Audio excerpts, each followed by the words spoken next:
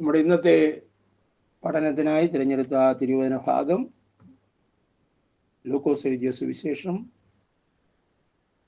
24 അധ്യായം 46 47 വാക്യങ്ങൾ.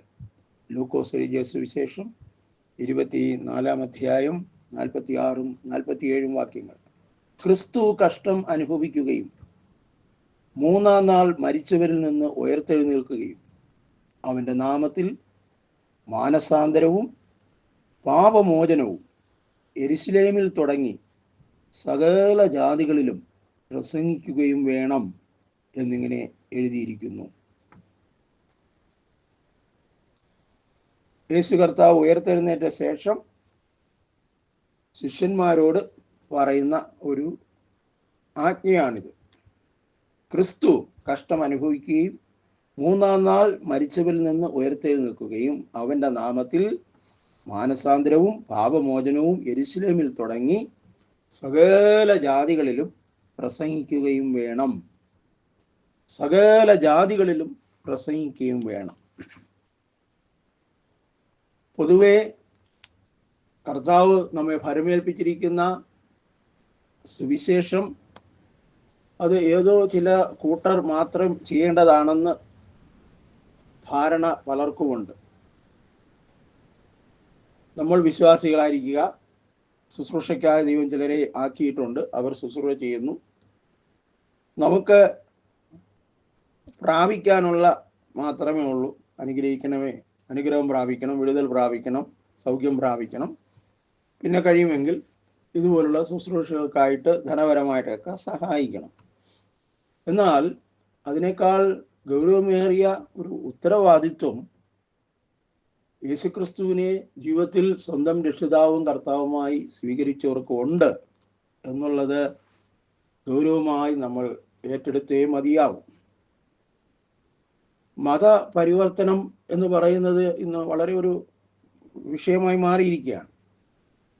എന്നാൽ മതപരിവർത്തനത്തിന് എതിരെയാണ് യേശു പ്രസംഗിച്ചത് എന്നത് ഒരു യാഥാർത്ഥ്യവും കൂടെയാണ്.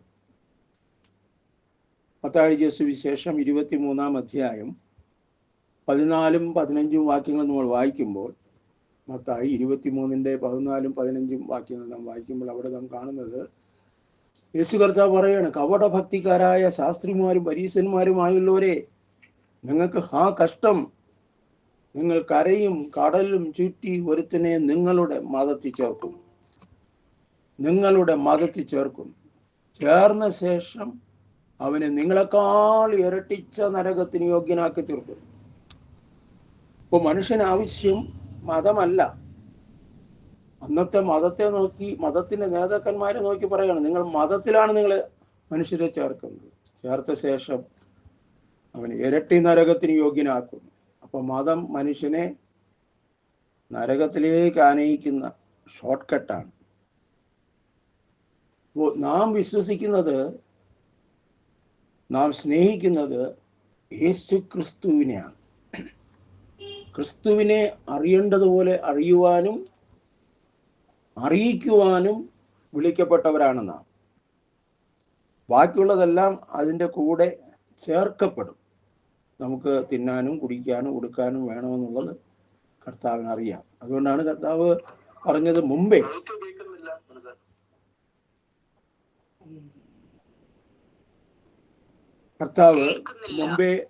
അവന്റെ രാജ്യവും നീതിയും അന്വേഷിപ്പിൻ എന്ന് കർത്താവ് പറഞ്ഞിരിക്കുന്നു. കർത്താവ് നമ്മെ ഏൽപ്പിച്ച ആ വലിയ ദൗത്യം, നാം ഓരോരുത്തരും ആ ദൗത്യ നിർവഹണത്തിൽ പങ്കാളികളാണെന്നുള്ളത് അറിയുക. നാം വെറും വിശ്വാസികളായി മാത്രം ഇരിക്കാനുള്ളവരല്ല, ദൈവത്തിൽ നിന്ന് പ്രാപിക്കുവാൻ മാത്രം വിളിക്കപ്പെട്ട ഒരു ജനമല്ല. കർത്താവിൻ്റെ ഇഷ്ടം മറ്റുള്ളവരിലേക്ക് അറിയിക്കുക എന്ന ഒരു വലിയൊരു ചുമതലയുണ്ട്. അതിനെക്കുറിച്ചാണ് നമ്മൾ ഇന്ന് പഠിക്കുവാനായിട്ട് നമ്മൾ ആഗ്രഹിക്കുന്നത്. അതുകൊണ്ടാണ് യേശു കർത്താവ് ഉയർത്തെഴുന്നേറ്റ ശേഷം ശിഷ്യന്മാരെ വിളിച്ചിട്ട് പറയുന്നത്, ക്രിസ്തു കഷ്ടം അനുഭവിക്കുകയും, ലൂക്കോസ് എഴുതിയ സുവിശേഷം 24-ാം അധ്യായം 46-47, ക്രിസ്തു കഷ്ടം അനുഭവിക്കുകയും 3-ാം നാൾ മരിച്ചവരിൽ നിന്ന് ഉയർത്തെഴുന്നേൽക്കുകയും അവന്റെ നാമത്തിൽ മാനസാന്തരവും പാപമോചനവും യെരുശലേമിൽ തുടങ്ങി സകല ജാതികളിലും പ്രസംഗിക്കണം. സകല ജാതികളെ അറിയിക്കുക എന്നുള്ളത് കർത്താവിൻ്റെ ആജ്ഞയാണ്. ഈ ആജ്ഞ നിർവഹിക്കുന്നത് എളുപ്പമുള്ളൊരു കാര്യമല്ല. കാരണം സുവിശേഷം അറിയിക്കുമ്പോൾ പ്രശ്നങ്ങളുണ്ടാകും. അപ്പൊ ആ പ്രശ്നങ്ങളെ അതിജീവിക്കുവാനുള്ള ഉയരത്തിലെ ശക്തി, പരിശുദ്ധാത്മ ശക്തി നിർബന്ധമായും പ്രാപിച്ചിരിക്കണമെന്നാണ് യേശു കർത്താവ് ശിഷ്യന്മാരോട് പറഞ്ഞത്. ഉയരത്തിൽ നിന്ന് ശക്തി ധരിക്കുന്നത് വരെ നിങ്ങൾ ഈ നഗരത്തിൽ പാർക്കണം. അപ്പോൾ ക്രിസ്തുവിലാണ് നമ്മുടെ കേന്ദ്ര ബിന്ദു. നമ്മുടെ വിശ്വാസത്തിന്റെ കേന്ദ്രം ക്രിസ്തുവിലാണ്. അതിൽ നിന്ന് ഒരിക്കലും വ്യതിചലിച്ചു പോകരുത്. ക്രിസ്തു എന്ന ഏക പുരുഷന് നിങ്ങളെ നിർമ്മല കന്യകയായി ഏൽപ്പിപ്പാൻ വിവാഹ നിശ്ചയം ചെയ്തിരിക്കുന്നു. എന്നാൽ സർപ്പം ഹവ്വായെ ഉപായത്താൽ ചതിച്ചതുപോലെ നിങ്ങളുടെ മനസ്സ് ക്രിസ്തുവിനോടുള്ള ഏകാഗ്രത വിട്ട് വഷളായി പോകുമോ എന്ന് ഞാൻ ഭയപ്പെടുന്നു എന്നാണ് പൗലോസ് പറയുന്നത്. അതുകൊണ്ട് നമ്മെ ഏൽപ്പിച്ചിരിക്കുന്ന ആ ദൗത്യത്തിൻ്റെ വ്യാപ്തി നമ്മളൊന്ന് മനസ്സിലാക്കുവാൻ ഇന്നത്തെ ചിന്തകളിലൂടെ കർത്താവ് നമ്മെ സഹായിക്കട്ടെ. നമുക്കറിയാം, ക്രിസ്തുവിൻ്റെ ജനനത്തിങ്കൽ സ്വർഗത്തിൽ നിന്ന് വിളിച്ചു പറഞ്ഞത് സർവ്വജനത്തിനും ഉണ്ടാകുവാനുള്ളൊരു മഹാസന്തോഷമാണ്. സർവ്വജനത്തിനും ഉണ്ടാകുവാനുള്ളൊരു മഹാസന്തോഷം. കർത്താവായ ക്രിസ്തു എന്ന രക്ഷിതാവ് ഇന്ന് നിങ്ങൾക്കായി ദാവീദിന്റെ പട്ടണമായ ബത്ലഹേമിൽ ജനിച്ചിരിക്കുന്നു. തുടർന്ന് അന്നത്തെ ന്യായപ്രമാണത്തിന്റെ ചടങ്ങുകൾ നിവൃത്തീകരിക്കുവാനായി മാതാപിതാക്കന്മാർ യേശുവിനെ ദേവാലയത്തിലേക്ക് കൊണ്ടു ചെല്ലുമ്പോൾ അവിടെ പരിശുദ്ധാത്മ നിയോഗത്താൽ കടന്നു ചെല്ലുന്ന ശിമോൻ എന്ന് പറയുന്ന മനുഷ്യനെ നമ്മൾ കാണുന്നു. ശിമിയോൻ. ലൂക്കോസ് എഴുതിയ സുവിശേഷം 2-ാം അധ്യായം 25. താനൊരു പകർത്തി എഴുത്തുകാരനായിരുന്നു. പ്രവചന പുസ്തകങ്ങൾ പകർത്തി എഴുതുന്ന ഒരാളായിരുന്നു. അപ്പോൾ യെശയ്യാ പ്രവചനത്തിൽ കന്യക ഗർഭിണിയായ ഒരു മകനെ പ്രസവിക്കും എന്ന ഭാഗം വന്നപ്പോൾ ഇദ്ദേഹം പറഞ്ഞു, അത് അസാധ്യമായൊരു കാര്യമാണ്, ഞാൻ ആ ഭാഗം പകർത്തി എഴുതത്തില്ല. അപ്പോഴാണ് അദ്ദേഹത്തിന് ഒരു അരുളപ്പാടുണ്ടായി, കർത്താവായ ക്രിസ്തുവിനെ കാണും മുമ്പേ നീ മരണം ആസ്വദിക്കുകയില്ല. അപ്പോൾ അവിടെ ഞാൻ ആ ഭാഗം ഒന്ന് ജസ്റ്റ് വായിക്കുകയാണ്. ലൂക്കോസ് എഴുതിയ സുവിശേഷം 2-ാം അധ്യായം. ലൂക്കോസ് എഴുതിയ സുവിശേഷം 2-ാം അധ്യായം അതിൻ്റെ 25 മുതലുള്ള വാക്യങ്ങൾ. യെരുശലേമിൽ ശിമിയോൻ എന്നു പേരുള്ള ഒരു മനുഷ്യനുണ്ടായിരുന്നു. ഈ മനുഷ്യൻ നീതിമാനും ഇസ്രായേലിന്റെ ആശ്വാസത്തിനുമായി കാത്തിരിക്കുന്നവനും ആയിരുന്നു. പരിശുദ്ധാത്മാവ് അവന്റെ മേലുണ്ടായിരുന്നു. കർത്താവിന്റെ ക്രിസ്തുവിനെ കാണും മുമ്പേ മരണം കാണുകയില്ല എന്ന് പരിശുദ്ധാത്മാവിനാൽ അവന് അരുളപ്പാടുണ്ടായിരുന്നു. അവൻ ആത്മനിയോഗത്താൽ ദേവാലയം ചെന്നു. യേശു എന്ന പൈതലിനു വേണ്ടി ന്യായപ്രമാണത്തിൽ ചട്ടപ്രകാരം ചെയ്യുവാൻ അമ്മയപ്പന്മാർ അവനെ അകത്ത് കൊണ്ടുവന്നപ്പോൾ അവൻ ആ ശിശുവിനെ കയ്യിലേന്തി ദൈവത്തെ പുകഴ്ത്തി, ഇപ്പോൾ നാഥാ, തിരുവചനം പോലെ നീ അടിയനെ സമാധാനത്തോടെ വിട്ടയക്കുന്നു. ജാതികൾക്ക് വെളിപ്പെടുവാനുള്ള പ്രകാശവും നിന്റെ ജനമായ ഇസ്രായേലിന്റെ മഹത്വവുമായി നീ സകല ജാതികളുടെയും മുൻപാകിൽ ഒരുക്കിയിരിക്കുന്ന നിന്റെ രക്ഷ എൻ്റെ കണ്ണ് കണ്ടുവല്ലോ. ഇതിലെ വാക്കുകളൊക്കെ വളരെ ഇമ്പോർട്ടൻ്റ് ആണ്. ഇസ്രായേലിന്റെ മഹത്വമാണ് ക്രിസ്തു. എന്നാൽ ജാതികൾക്ക് വെളിപ്പെടുവാനുള്ള പ്രകാശം, ജാതികളുടെ രക്ഷയ്ക്കായി ദൈവം ഒരുക്കിയ ക്രിസ്തു. അപ്പോൾ സകല ജാതികളും പാപത്തിൻ്റെ ശമ്പളമായ മരണത്തിൽ നിന്ന് രക്ഷ പ്രാപിക്കണം. ആ രക്ഷ ക്രിസ്തുവിലൂടെയാണെന്ന സത്യം എല്ലാവരും അറിയണം എന്ന് ദൈവം ആഗ്രഹിക്കുന്നു. അപ്പോൾ ക്രിസ്തുവിനെ കുറിച്ചുള്ള ഒരു വ്യക്തമായ ഉൾക്കാഴ്ച നമുക്കുണ്ടാകണം. അപ്പോൾ നമ്മെ ഏൽപ്പിച്ചിരിക്കുന്ന ദൗത്യത്തിൻ്റെ ആ സീരിയസ്നെസ്സിലേക്ക് വരുമ്പോൾ എഫേസ്യർക്ക് ലേഖനം 4-ാം അധ്യായം 11-ഉം 12-ഉം വാക്യങ്ങളാണ്. ഇതെല്ലാം ഓർമ്മപ്പെടുത്തുകളാണ്. പലർക്കും ഈ വചനങ്ങൾ അറിയാം. മുമ്പെല്ലാം നമ്മളിത് പരാമർശിച്ചിട്ടുണ്ട്. പുതുതായി ചേർന്നവർക്കാണ് ഇത് ഒരു പുതുക്കമായിട്ട് തോന്നുന്നത്.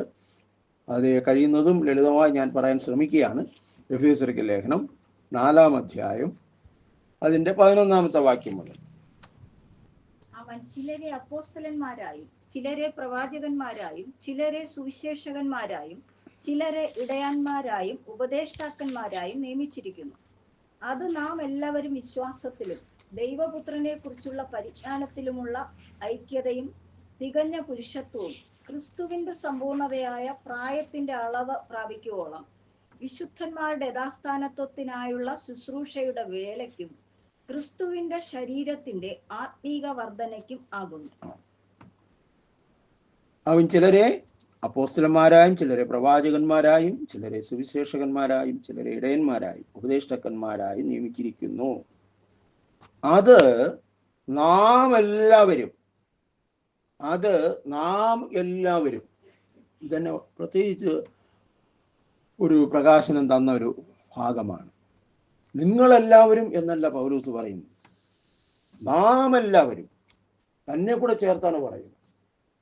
അപ്പോൾ ഒരു സഭയിലെ അംഗങ്ങൾ, ക്രിസ്തുവിൻ്റെ സഭയിലെ അംഗങ്ങൾ, രക്ഷിക്കപ്പെട്ട ദൈവമക്കൾ, പാപത്തിൻ്റെ ശിക്ഷയിൽ നിന്നും രക്ഷിക്കപ്പെട്ടവർ, അവർ ഒന്നുകിൽ അപ്പോസ്തലനായിരിക്കും, അല്ലെങ്കിൽ പ്രവാചകനായിരിക്കും, അല്ലെങ്കിൽ സുവിശേഷകനായിരിക്കും, അല്ലെങ്കിൽ ഇടയനായിരിക്കും, അല്ലെങ്കിൽ ഉപദേഷ്ടാവായിരിക്കും. ഈ 5 വിധ ദൗത്യങ്ങൾ സഭയിലെ ഓരോ ദൈവ പൈതലിനുമുണ്ട്.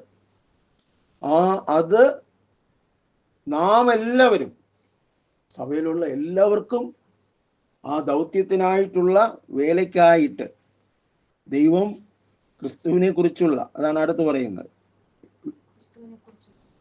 അത് നാം എല്ലാവരും വിശ്വാസത്തിലും ദൈവപുത്രനെ കുറിച്ചുള്ള പരിജ്ഞാനത്തിലുമുള്ള ഐക്യതയും, യേശുക്രിസ്തു ആരാണ്,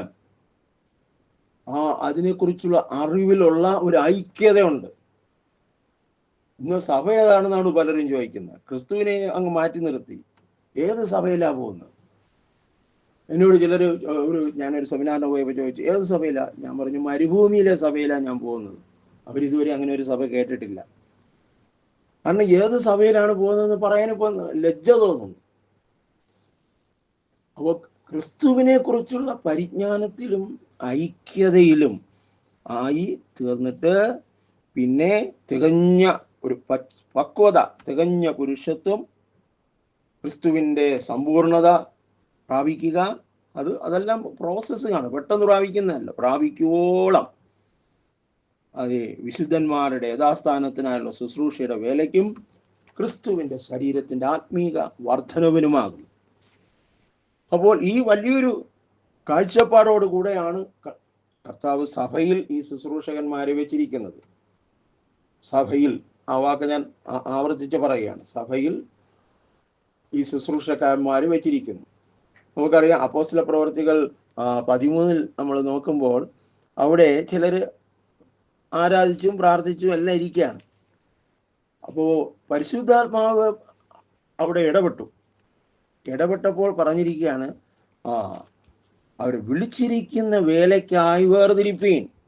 നോക്കുക, അപ്പോസ്തല പ്രവർത്തികൾ 13-ാം അധ്യായം 1-2 വാക്യങ്ങൾ. അന്ത്യോക്യയിലെ സഭയിൽ ബർന്നബാസ്, നീഗർ എന്നു പേരുള്ള ശീമോൻ, കുറേനക്കാരനായ ലുക്യോസ്, ഇടപ്രഭുവായ ഹേരോദാവിനോട് കൂടാർന്ന മനായേൽ, ശൗൽ എന്നീ പ്രവാചകന്മാരും ഉപദേഷ്ടാക്കന്മാരും ഉണ്ടായിരുന്നു.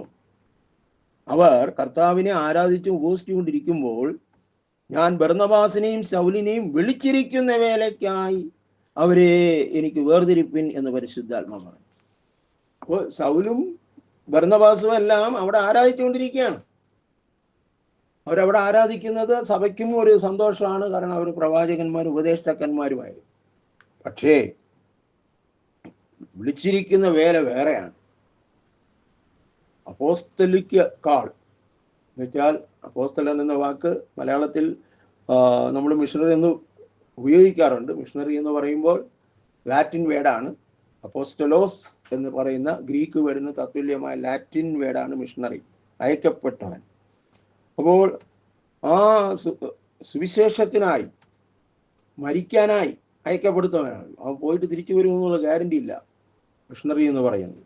അപ്പോൾ അതിനായി വേർതിരിപ്പിൻ എന്ന് പറയുക. അപ്പോൾ വിളിച്ചിരിക്കുന്ന വേല അറിയുക. ഈ പ്ലാറ്റ്ഫോമിലായിരിക്കുന്ന, തുടർന്നും ഈ സന്ദേശങ്ങൾ കേൾക്കാൻ സാധ്യതയുള്ള ഓരോ ദൈവപൈതലും അറിയേണ്ടത്, കർത്താവ് എന്നെ എന്തിനായി വിളിച്ചിരിക്കുന്നു, അവൻ്റെ വിളിയാലുള്ള ആശ എന്നിൽ എന്താണ്, ഞാൻ ഈ ലോകത്തിൽ ജീവിച്ച് പോകുമ്പോൾ കർത്താവ് എന്നെക്കുറിച്ച് പ്രതീക്ഷിച്ചത് എനിക്ക് ചെയ്യുവാനായി കഴിഞ്ഞിട്ടുണ്ടോ? ദൈവം എന്നെ ഒരുപാട് അനുഗ്രഹിച്ചു, ഞാൻ ചോദിച്ചെല്ലാം ദൈവം എനിക്ക് തന്നു, ഓരോ നാളും ദൈവം എന്നെ അത്ഭുതകരമായി നടത്തുന്നു. പക്ഷെ ഞാൻ ദൈവ സന്നിധിച്ച് നിൽക്കുമ്പോൾ, ഞാൻ ഇത്രമാത്രം നിനക്ക് വേണ്ടി ചെയ്തു, നീ എനിക്ക് വേണ്ടി എന്ത് ചെയ്തു എന്ന് ചോദിച്ചാൽ നമുക്ക് മറുപടി ഉണ്ടാകുമോ? അതുകൊണ്ട് ഇന്നത്തെ ചിന്ത വളരെ ഗൗരവമായി നമ്മൾ കാണണം. 1 കൊരിന്ത്യർ 12-ാം അധ്യായം 28-29 ഈ വിഷയം പിന്നെയും നമ്മെ ചിന്തിപ്പിക്കുന്ന ഒരു ഭാഗമാണ്. 1 കൊരിന്ത്യർ 12-ാം അധ്യായം അതിൻ്റെ 28 മുതലുള്ള വാക്യങ്ങൾ. അവിടെ നമ്മൾ കാണുന്നത്, ദൈവം സഭയിൽ ഒന്നാമത് അപ്പോസ്തലന്മാർ, രണ്ടാമത് പ്രവാചകന്മാർ, മൂന്നാമത് ഉപദേഷ്ടാക്കന്മാർ, ഇങ്ങനെ ഓരോരുത്തരെ നിയമിക്കുകയും, ദൈവമാണ് നിയമിക്കുന്നത്. പിന്നെ ചിലർക്ക് വീര്യപ്രവർത്തികൾ, രോഗശാന്തികളുടെ വരം, സഹായം ചെയ്യാനുള്ള വരം, പരിപാലന വരം, വിവിധ ഭാഷാവരം എന്നിവ നൽകുകയും ചെയ്യുന്നു. എന്നിട്ടുള്ള ചോദ്യങ്ങൾ ശ്രദ്ധിക്കുക. എല്ലാവരും അപ്പോസ്തലന്മാരാണോ? എല്ലാവരും അപ്പോസ്തലന്മാരല്ല, അത് നമുക്കറിയാം. അപ്പോൾ അപ്പോസ്തലന്മാരായി മിഷണറിമാരായി പോകുവാൻ ദൈവം നിയോഗിക്കുന്നവരുണ്ട്, ആ വിളിയുള്ളവർ. എല്ലാവരും പ്രവാചകന്മാരാണോ?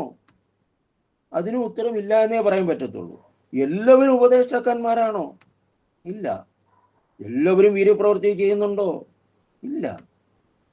എല്ലാവർക്കും രോഗശാന്തിക്കുള്ള വരം ഉണ്ടോ? അതിൻ്റെയും അർത്ഥമില്ല. എല്ലാവർക്കും അന്യഭാഷകൾ സംസാരിക്കുന്നുവോ? ഇല്ല. എല്ലാവരും വ്യാഖ്യാനിക്കുന്നുവോ? ഇല്ല. പക്ഷെ എല്ലാവരിലും ഉണ്ടായിരിക്കേണ്ട ഒരു കാര്യമാണ് ദൈവ സ്നേഹം. ദൈവ സ്നേഹം. ദൈവം നമ്മെ രക്ഷിച്ചു, ദൈവം നമ്മെ സ്നേഹിച്ചു, സ്നേഹിച്ചാണ് നമ്മെ രക്ഷിച്ചത്. ജീവനെ തന്ന് നമ്മെ സ്നേഹിച്ചു. ആ സ്നേഹം നമ്മൾ അംഗീകരിച്ചു. നാം പാപത്തിന്റെ ശിക്ഷയിൽ നിന്ന് രക്ഷിക്കപ്പെട്ടു. നമുക്ക് ജീവൻ നൽകി, ജീവപുസ്തകത്തിൽ പേരെഴുതി. നമ്മെ ഏൽപ്പിച്ചിരിക്കുന്ന ദൗത്യം ഈ സ്നേഹത്താൽ നിറഞ്ഞതായിരിക്കണം. നോക്കാം, ചില 2 വാക്യങ്ങൾ അതുമായിട്ട് ബന്ധപ്പെട്ട് നോക്കാം. 1 കൊരിന്ത്യർ 9-ാം അധ്യായം 16-ാം വാക്യം. 1 കൊരിന്ത്യർ 9-ാം അധ്യായം 16-ാം വാക്യം. ഞാൻ സുവിശേഷം അറിയിക്കുന്നു എങ്കിൽ എനിക്ക് പ്രശംസിപ്പാൻ പ്രശംസിപ്പാനില്ല. നിർബന്ധം എന്റെ മേൽ കിടക്കുന്നു. ഞാൻ സുവിശേഷം അറിയിക്കുന്നില്ല എങ്കിൽ എനിക്ക് അയ്യോ കഷ്ടം. മതി. ഞാൻ സുവിശേഷം അറിയിക്കാന്നുള്ളത് എൻ്റെ മേലുള്ള ഒരു നിർബന്ധമാണ്. ഞാൻ അറിയിച്ചില്ലെങ്കിൽ മറ്റുള്ളവർക്ക് അല്ല കഷ്ടം, എനിക്കത് കഷ്ടമാണ്. പൗലോസ് അത് സുവിശേഷ വിരോധിയായിരുന്ന മനുഷ്യൻ പറയുകയാണ്. അപ്പൊ അത്രമാത്രം സീരിയസ് ആണ് ഈ സുവിശേഷം എന്ന് പറയുന്നത്. നോക്കാം, 2 കൊരിന്ത്യർ 5-ാം അധ്യായം. ആ നിർബന്ധം എന്ന് പറയുമ്പോൾ ഏതാണ് ആ നിർബന്ധം എന്ന് നമുക്ക് നോക്കാം. 2 കൊരിന്ത്യർ 5-ാം അധ്യായം 13-ഉം 14-ഉം വാക്യങ്ങൾ. ഞങ്ങൾ വിവശന്മാർ എന്ന് വരികിൽ ദൈവത്തിനും സുബോധമുള്ളവർ എന്ന് വരികിൽ നിങ്ങൾക്കുമാകുന്നു. ക്രിസ്തുവിന്റെ സ്നേഹം ഞങ്ങളെ നിർബന്ധിക്കുന്നു. ക്രിസ്തുവിന്റെ സ്നേഹം ഞങ്ങളെ നിർബന്ധിക്കുകയാണ് സുവിശേഷം പറയാനായി. മറ്റൊന്നുമല്ല ഞങ്ങളുടെ ലക്ഷ്യം. ഞങ്ങളെല്ലാവരും അറിയണം, കുറേ കാര്യങ്ങളൊക്കെ ചെയ്യണം, കുറേ പൈസ സമ്പാദിക്കണം, ഒരു സാമ്രാജ്യം കെട്ടിപ്പടുക്കണം. ഇല്ല, അതൊന്നും അല്ല. ഞാൻ ദൈവത്തിൻ്റെ സ്നേഹം ഞാൻ അനുഭവിച്ചു. പാപത്തെളിയിൽ നിന്നു വീണ്ടെടുത്തന്നെ പാറയാം ക്രിസ്തനിൽ സ്ഥിരപ്പെടുത്തി നീ, എന്നാവിൽ തന്നു നീ നവ്യ സങ്കീർത്തനം, എന്നാവിൽ തന്നു നീ നവ്യ സങ്കീർത്തനം, സ്തോത്രയാഗമെന്നും അർപ്പിച്ചിടും ഞാൻ. അപ്പോൾ ഞാനൊരു വെറും വിശ്വാസിയായിരുന്ന ഒരു കാലഘട്ടം എനിക്കുണ്ടായിരുന്നു. പക്ഷേ ഇപ്പോൾ കർത്താവ് എന്നെ തൻ്റെ സ്നേഹത്താൽ എന്നെ നിറച്ചിരിക്കുകയാണ്. ആ സ്നേഹത്താൽ നിറയുന്ന അനുഭവത്തിനാണ് പരിശുദ്ധാത്മാ സ്നാനം എന്ന് പറയുന്നത്. നോക്കുക, റോമർക്ക് ലേഖനം 5-ാം അധ്യായം അതിൻ്റെ 5-ാമത്തെ വാക്യത്തിൽ, പ്രത്യാശയ്ക്കോ ഭംഗം വരുന്നില്ല, ദൈവത്തിൻ്റെ സ്നേഹം നമുക്ക് നൽകപ്പെട്ട പരിശുദ്ധാത്മാവിനാൽ നമ്മുടെ ഹൃദയത്തിൽ പകർന്നിരിക്കുന്നുവല്ലോ. അപ്പോൾ ആ സ്നേഹത്താൽ നിറയപ്പെടുമ്പോൾ പൗലോസ് പറയുന്ന ചില വാക്കുകളുണ്ട്. വിവശന്മാർ. വിവശന്മാർ. ആ ഭാഗം ഒന്നുകൂടെ വായിക്കാം. 2 കൊരിന്ത്യർ 5-ന്റെ 13-ാം വാക്യം.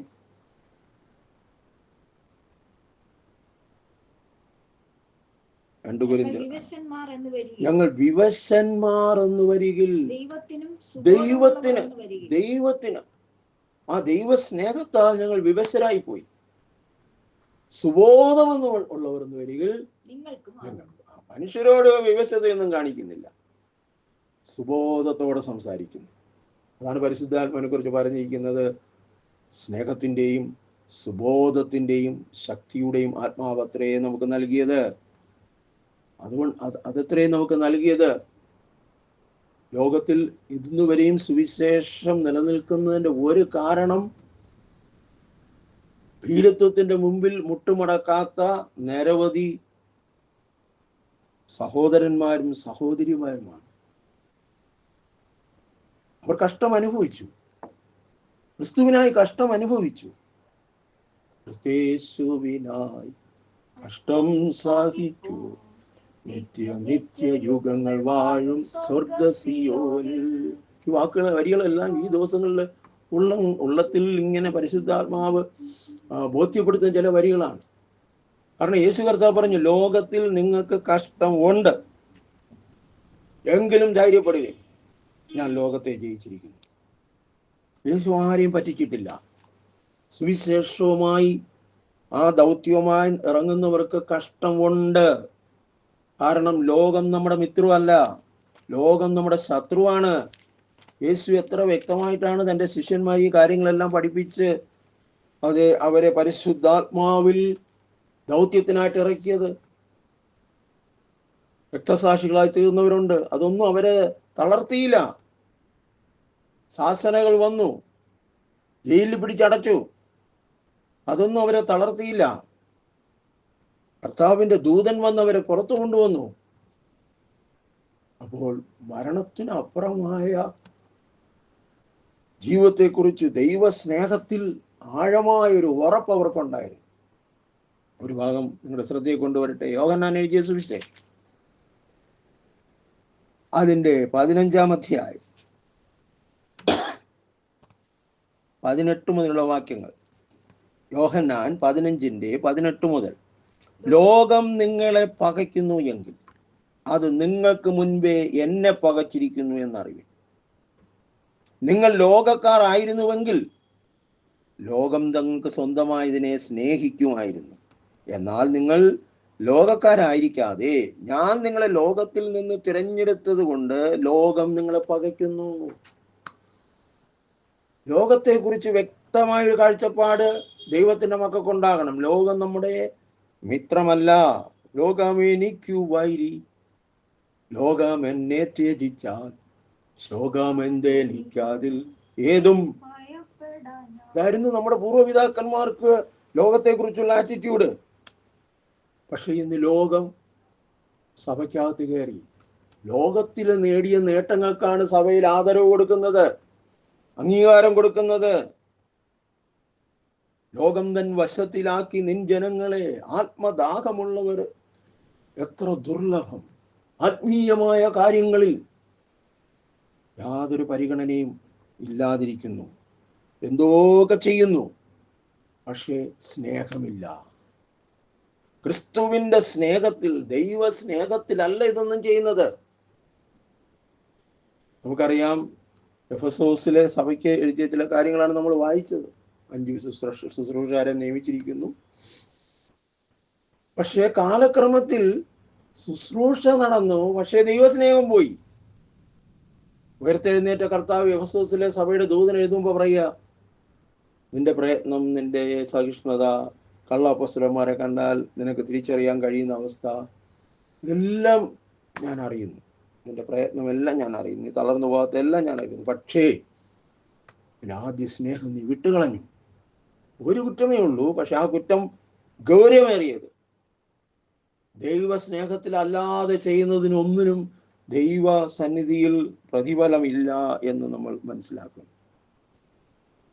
എഫെസോസിലെ സഭയ്ക്ക് വേണ്ടിയൊക്കെ പ്രാർത്ഥിക്കുമ്പോൾ പൗലോസ് എഫെസർക്ക് ലേഖനം 3-ാം അധ്യായം 16 നമ്മൾ വരുമ്പോൾ, ക്രിസ്തുവിന്റെ സ്നേഹത്തിന്റെ ആഴവും നീളവും ഉയരവും വീതിയും സകല വിശുദ്ധന്മാരോടുകൂടി ഗ്രഹിക്കേണ്ടതിന്, ക്രിസ്തുവിന്റെ പരിജ്ഞാനത്തെ കവിയുന്ന ക്രിസ്തുവിൻ സ്നേഹത്തെക്കുറിച്ച് അറിയേണ്ടതിന്, എല്ലാ നിറവിലോടും സ്നേഹത്താൽ നിറയേണ്ടതെന്നൊക്കെ പറഞ്ഞ് പ്രാർത്ഥിച്ച സഭ ഏകദേശം 40 വർഷം കഴിഞ്ഞപ്പോൾ പാണ്ഡിത്യത്തിൽ മാത്രമായി ദൈവസ്നേഹം നഷ്ടപ്പെട്ടു.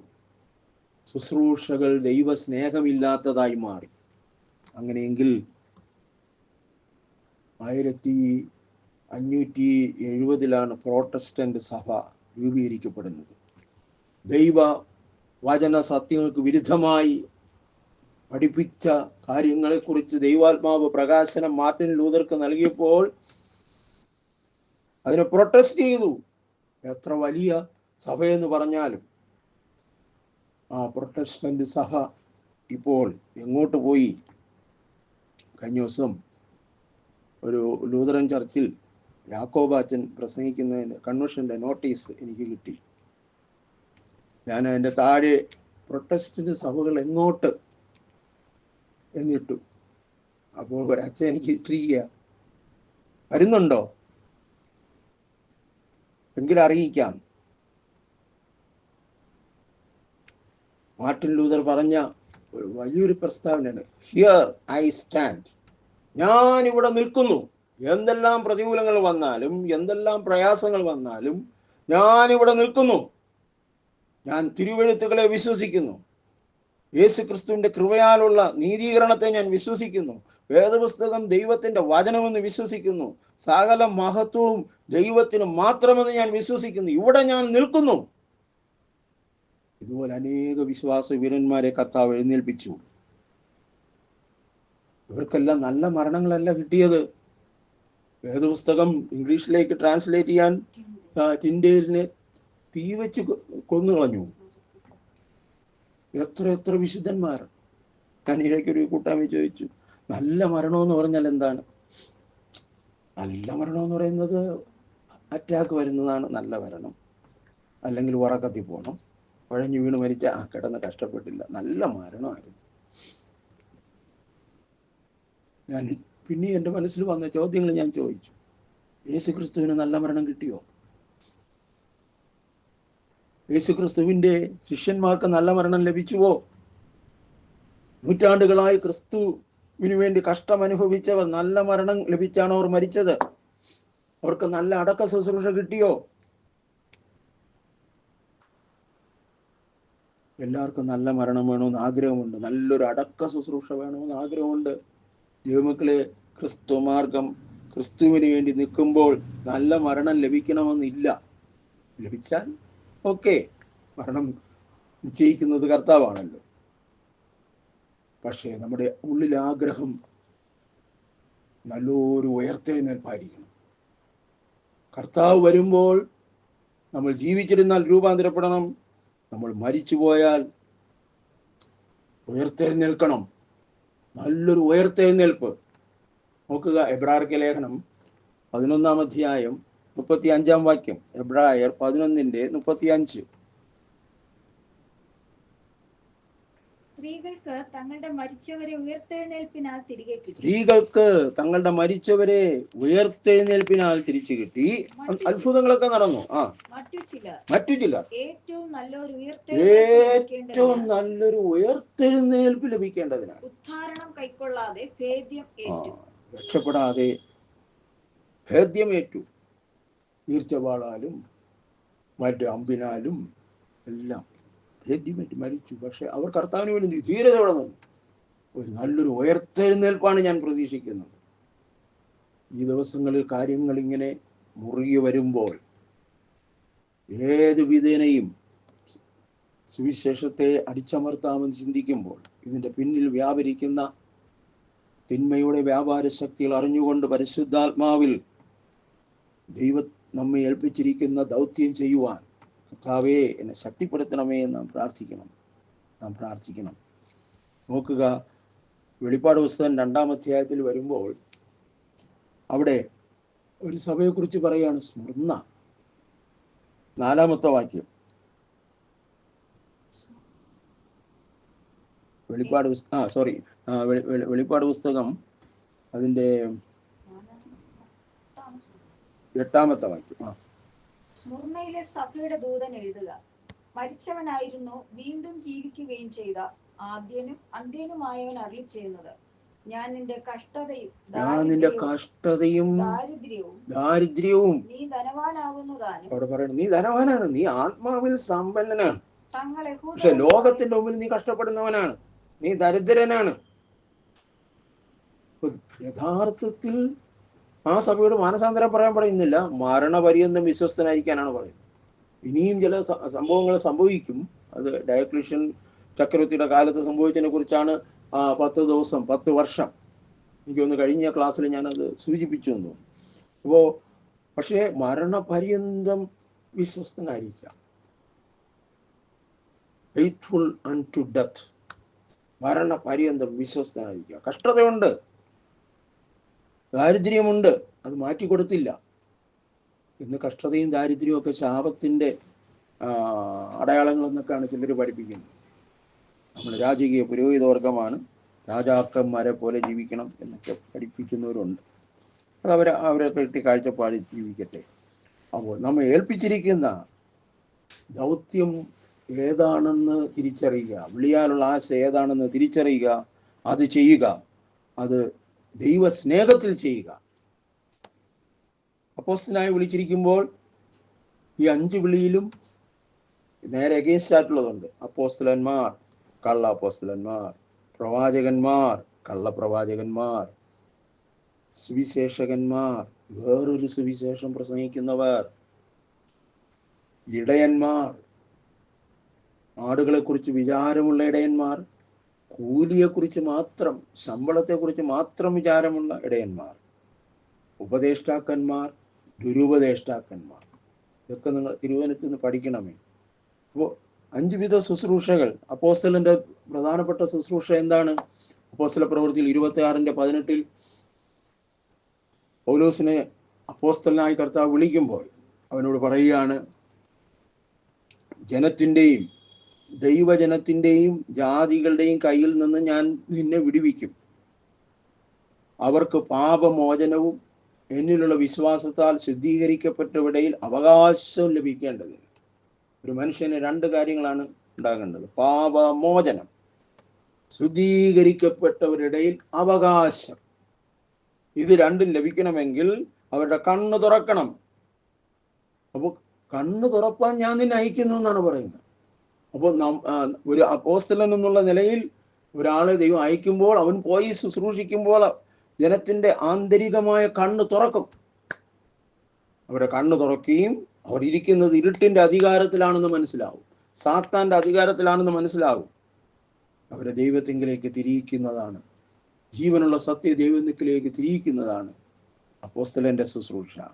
അടുത്ത പ്രവാചകന്റെ ശുശ്രൂഷയോ 1 കൊരിന്ത്യർ 14:3 1 കൊരിന്ത്യർ 14:3. ആരാണ് പ്രവാചകൻ? പുതിയ നിയമത്തിലെ പ്രവാചകൻ. പഴയ നിയമത്തിലെ പ്രവാചകൻ അല്ല, പുതിയ നിയമത്തിലെ പ്രവാചകന്റെ ശുശ്രൂഷ. നോക്കുക, 1 കൊരിന്ത്യർ 14:3. പ്രവചിക്കുന്നവനോ ആത്മീക വർധനവിനും ആശ്വാസത്തിനും പ്രബോധനത്തിനും ആശ്വാസത്തിനുമായി മനുഷ്യരോട് സംസാരിക്കുന്നു. കേൾക്കുന്ന പ്രവചനത്തിൽ ഈ 3 കാര്യങ്ങൾ ഉണ്ടോ എന്ന് ശ്രദ്ധിക്കണം. നമ്മെ ആത്മീകമായി വളർത്തുന്നതാണോ? നമുക്ക് ബുദ്ധി ഉപദേശിക്കുന്നതാണോ? നമുക്ക് ആശ്വാസം തരുന്നതാണോ? ഭൗതിക വർധനവ്, ഉയർച്ചകൾ, അനുഗ്രഹങ്ങൾ, സൗഖ്യം വരെയുള്ള കാര്യങ്ങളെ കുറിച്ച് വലിയ വലിയ സ്വപ്നങ്ങൾ കാണുക എന്ന് പറഞ്ഞ് വഞ്ചിക്കപ്പെടാൻ പാടില്ല. അതിന് ചേർന്നൊരു ഭാഗം വായിച്ചേ മതിയാവും തോന്നുന്നു. 1 യോഹന്നാൻ 4-ാം അധ്യായം അതിൻ്റെ 5-ാമത്തെ വാക്യം, 5ഉം 6ഉം വാക്യങ്ങൾ. കള്ളപ്രവാചകന്മാർ, 1 യോഹന്നാൻ 4-ന്റെ 5ഉം 6. കള്ളപ്രവാചകന്മാർ ലൗകികന്മാരാകയാൽ അവർ ലൗകികമായത് സംസാരിക്കുന്നു. ലോകം അഥവാ ലൗകികമായി ജീവിക്കുവാൻ ആഗ്രഹിക്കുന്നവർ അവരുടെ വാക്ക് കേൾക്കുന്നു. എന്നിട്ട് യോഹന്നാൻ പറയുകയാണ്, ഞങ്ങൾ ദൈവത്തിൽ നിന്ന് ജനിച്ചവരാകയാൽ ദൈവത്തെ അറിയുന്നവൻ ഞങ്ങളുടെ വാക്ക് കേൾക്കും. ദൈവത്തെ അറിയാത്തവൻ ഞങ്ങളുടെ വാക്ക് സ്വീകരിക്കുന്നില്ല. സത്യത്തിൻ്റെ ആത്മാവ് ഏതെന്നും വഞ്ചനയുടെ ആത്മാവ് ഏതെന്നും ഇതിനാൽ നമുക്കറിയാം. ഒരു പ്രവാചകൻ ആത്മീക വർധന വരുത്തുന്ന ശുശ്രൂഷ നടത്തുന്നുണ്ടെങ്കിൽ, നമ്മെ ബുദ്ധി ഉപദേശിക്കുന്നുവെങ്കിൽ, വചനത്തിലുള്ള ആ വലിയ ആശ്വാസം, ഒരമ്മ ആശ്വസിപ്പിക്കുന്ന പോലെയുള്ള ആശ്വാസം ദൈവം തരുന്നുണ്ടെങ്കിൽ ഓക്കെ. അല്ല, ലോകത്തിൻ്റെ കാര്യങ്ങൾ പറഞ്ഞ് അതേ വഞ്ചിക്കുന്നുവെങ്കിൽ തിരിച്ചറിയണം, പെട്ടുപോയെന്ന് പിന്നെ പറയരുത്. സുവിശേഷകൻ എന്താണ്? ആരാണ് സുവിശേഷകൻ? അദ്ദേഹത്തിൻ്റെ ജോലി എന്താണ്?